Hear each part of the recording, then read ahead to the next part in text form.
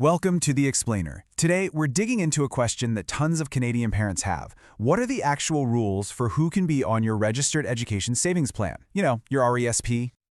So, if you've got an RSP, this is for you. We're diving deep into the rules around your beneficiary. Now, on the surface, it seems pretty straightforward, right? But trust me, a few small details can make a massive difference to your savings down the line.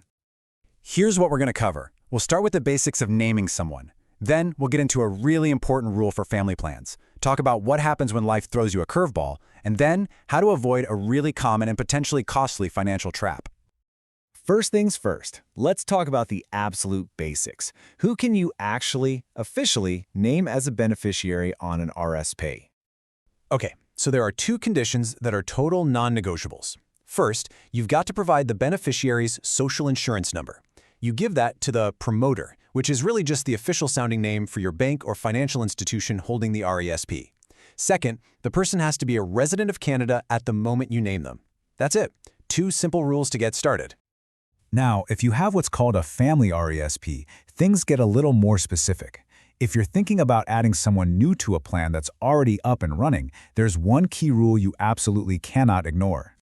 And this is the magic number you've got to burn into your brain, especially for any family plan that was started after 1998, 21. This number is everything when it comes to a crucial age limit. So here's the deal, plain and simple. That age limit applies at the exact moment you add them to the plan. It doesn't matter how old they get later on. When their name goes on that paper, they have to be under 21. So you've got the basics down. That's great. But, life happens. It almost never goes exactly according to plan. So what happens when things take an unexpected turn? I mean, think about it. Your family situation can change in a heartbeat. Maybe you have another child, or maybe the kid you started the plan for decides that college or university just isn't for them. You might find yourself needing to change the beneficiary, and the good news is the rules are actually designed to give you that flexibility.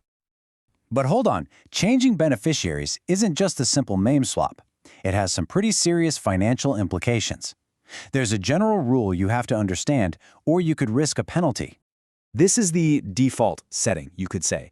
The government basically looks at all the money you've put in for the first kid and pretends it was put in for the new kid right from day one.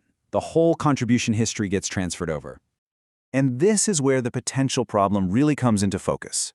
Let's say your new beneficiary, maybe it's your younger child, already has their own RSP with some money in it. Well, when you combine the two contribution histories, you could accidentally push them over their lifetime limit. And that leads to a very costly issue.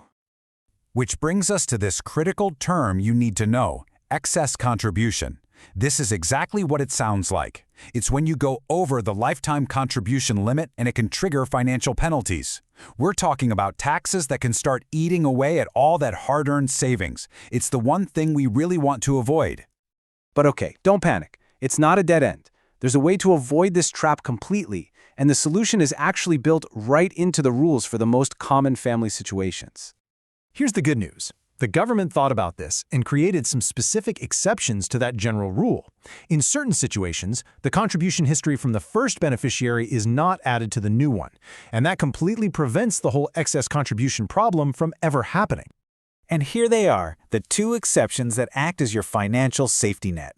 First up is the parent rule. This one applies if the new beneficiary is under 21 and shares a parent with the old one. Think siblings. That's the classic example.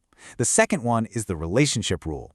This one works if both beneficiaries are under 21 and they're related to you, the person who started the account, by blood or adoption.